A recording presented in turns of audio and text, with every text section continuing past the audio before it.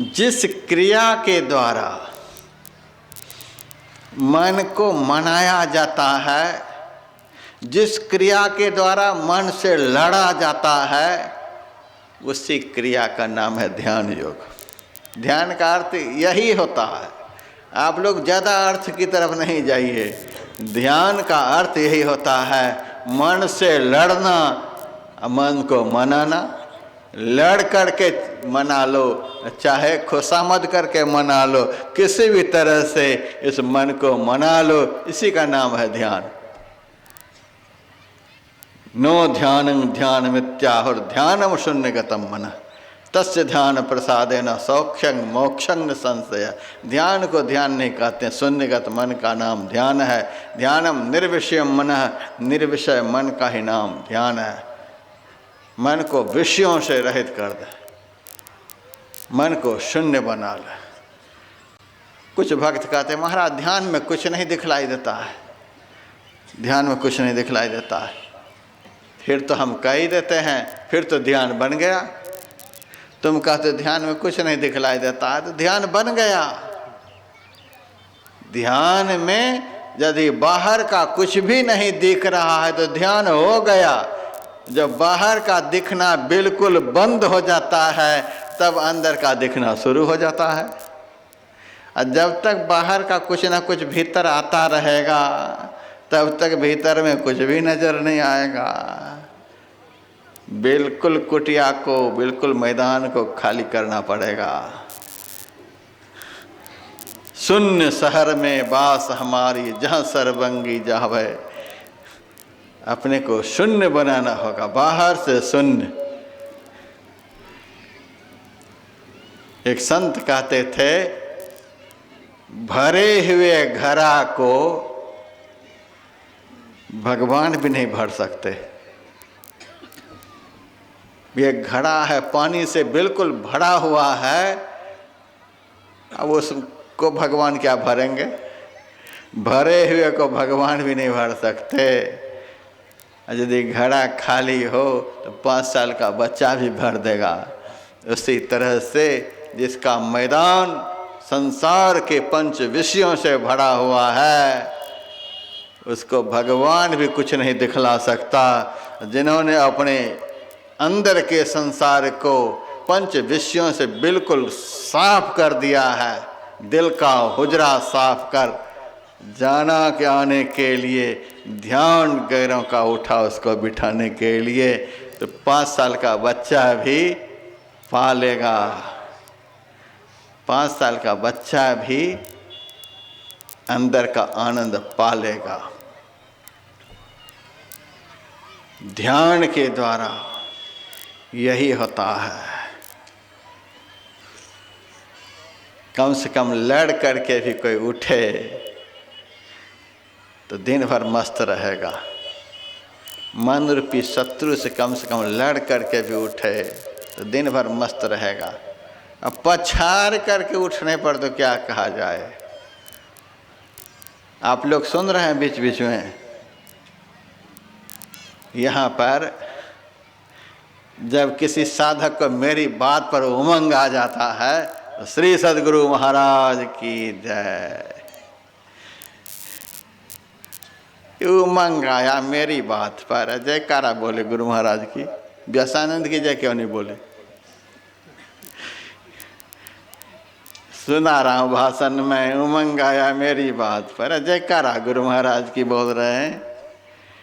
क्या बात है? कुछ बात तो जरूर है।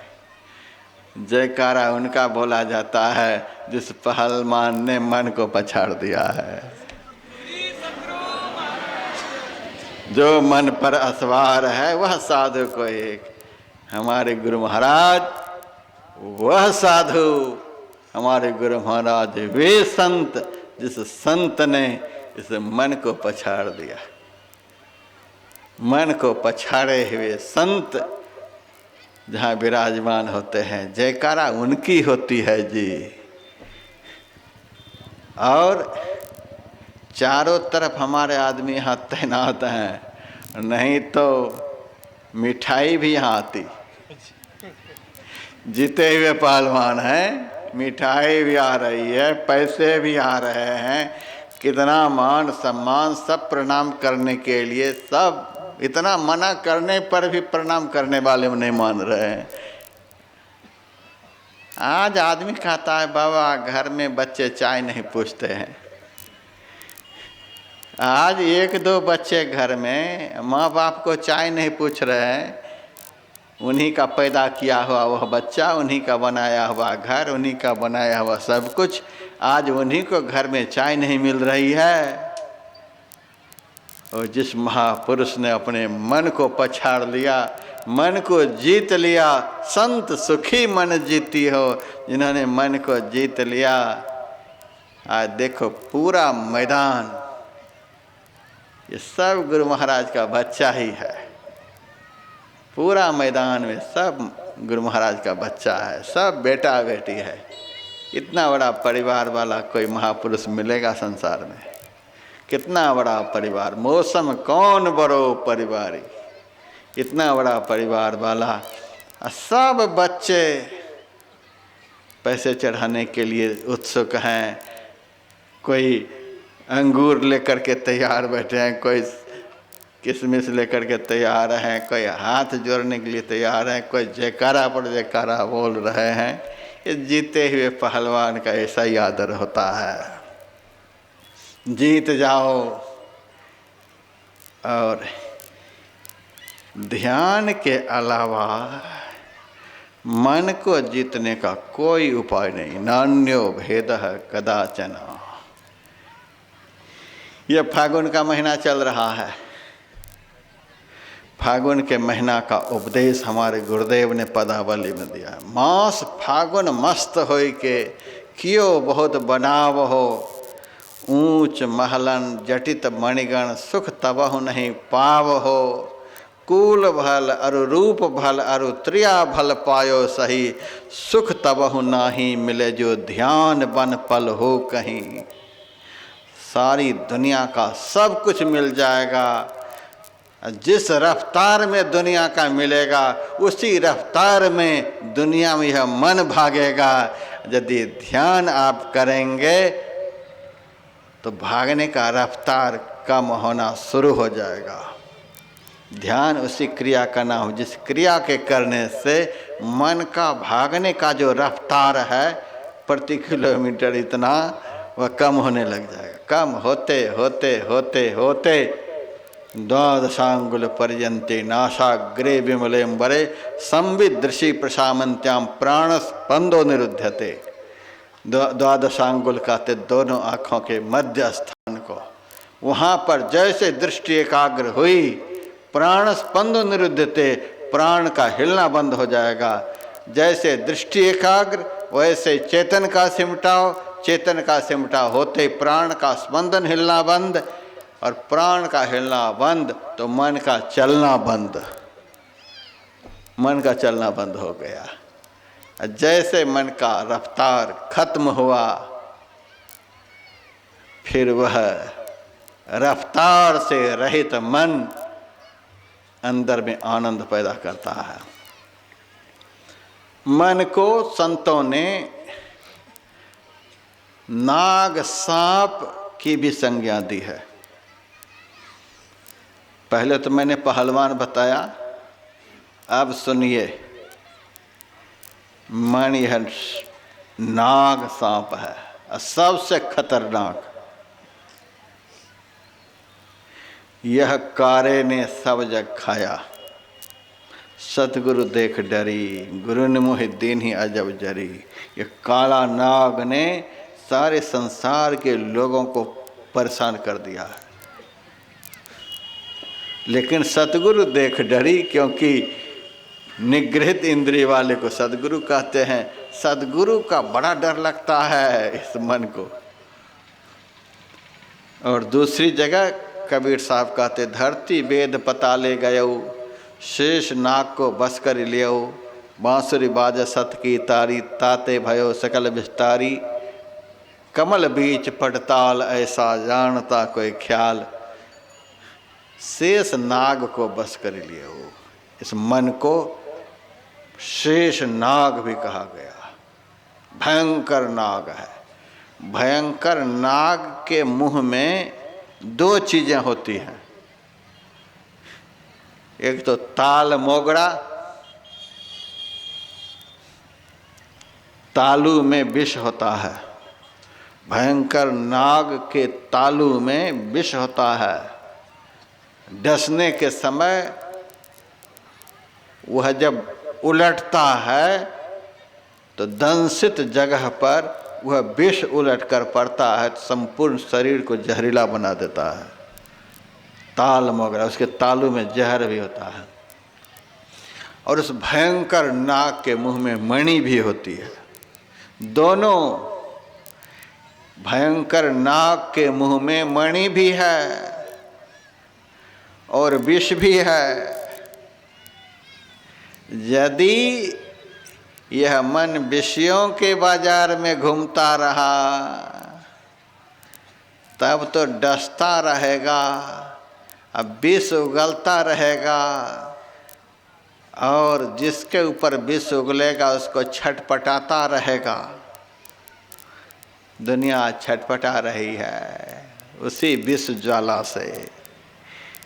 यह मन बारंबार डस रहा है और विषय रूपी विष को उगल रहा है। आदमी सब आकुल व्याकुल हो रहा है। एक दर्शन तो सांप का यह है। सांप के मुंह में मणि भी होती है। मणि का गुण क्या है?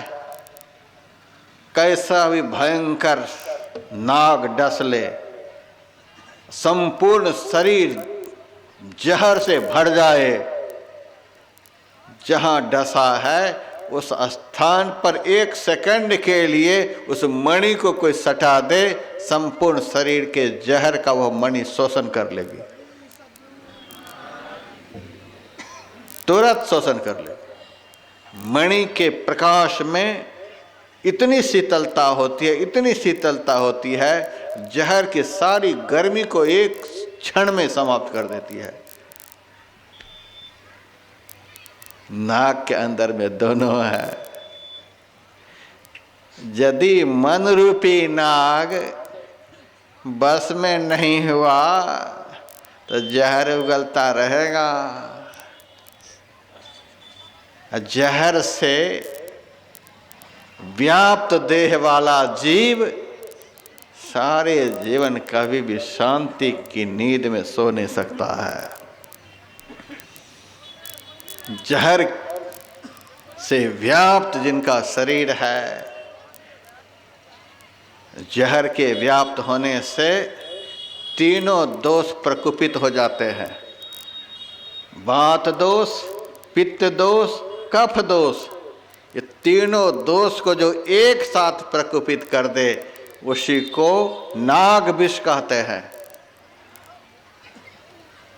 विष बहुत तरह के होते हैं, लेकिन नाग विष जो होता है, जिनमें तीनों दोषों को प्रकुपित करने का गुण होता है। कफ दोष प्रकुपित हो जाएगा तो समग्र नारियों के अंदर जो रक्त का संचार है, वायु का भ्रमण है, वह सब अवरुद्ध हो जाएगा। उसके बाद वात दोष प्रकुपित होने पर जितना संधि स्थल है हड्डी में, वह सब टूटने लग जाएगा, पीड़ा के मारे टूटने लग जाएगा। अब पित्त दोष के प्रकुपित होने पर संपूर्ण अंग अंग लगेगा कि मिर्ची लगा दिया है कोई, जलने लग जाएगा। नाग विष जब प्रकुपित होता है तो तीनों दोष को वह प्रकुपित करके आदमी को आकुल व्याकुल करके समाप्त कर देता है। मन रूपी नाग सबसे खतरनाक, वही मन रूपी नाग इस जीव को दिन रात डस रहा है। उसी के दंशन से संसार के लोग आज बुरी तरह से दुखी हैं। एसी कमरे में भी शरीर तो ठंडा हो जाता है, लेकिन दिमाग ठंडा नहीं होता है। सारी दुनिया परेशान है। इस भयंकर मन रूपी नाग के दंशन से ध्यान साधना के द्वारा अपने को बचा लो। और दूसरा है नाग के मुंह में मणि भी। यदि मन रूपी नाग दोनों आंखों के मध्य स्थिर हो गया, चंचल मन विष उगलता है और स्थिर मन अपने मुंह से मणि को उगल देता है। प्रचंड प्रकाश का आप दर्शन करेंगे। मन रूपी नाग यदि स्थिर हो गया, इसी मन रूपी नाग के मुंह में प्रकाश भी है। यदि यह स्थिर हो गया तो देखो आप प्रकाश, सुख देखो रे भाई, देखो कितना प्रकाश आपके अंदर में है। सब खेल है इसी मन के साथ। बाबा मन नहीं स्थिर होता है। यहाँ देखिए आप लोग इतने सत्संगी भाई बहन चुपचाप शांति से बैठे हैं। अभी आप लोगों का मन ज़्यादा उछल कूद मचा रहा है। मन यदि उछल कूद मचाता, इतनी शांति से आप लोग नहीं बैठते। इतनी शांति से जो आप बिना खाए पिए आराम से बैठे हैं, ये मन रूपी नाग सबका भी शांत है, स्थिर है, ज़्यादा उछल कूद नहीं मचा रहा है। यह किसका करामात है बताइए तो? यह करामात है गुरु महाराज रूपी सपेरे का। गुरु महाराज रूपी सपेरे के सामने जो आप लोग बैठे हुए हैं और आप लोगों के अंदर में मन रूपी नाग बैठा हुआ है, इस सपेरे के सामने होने के कारण आपका मन अभी शांत है, उछल कूद मचा नहीं पा रहा है। यहाँ से निकलें, संसार के सामने आप हो जाएं, फिर देखिएगा यह मन कैसे कूदता है। अभी सदगुरु के सामने है तब यह हाल है।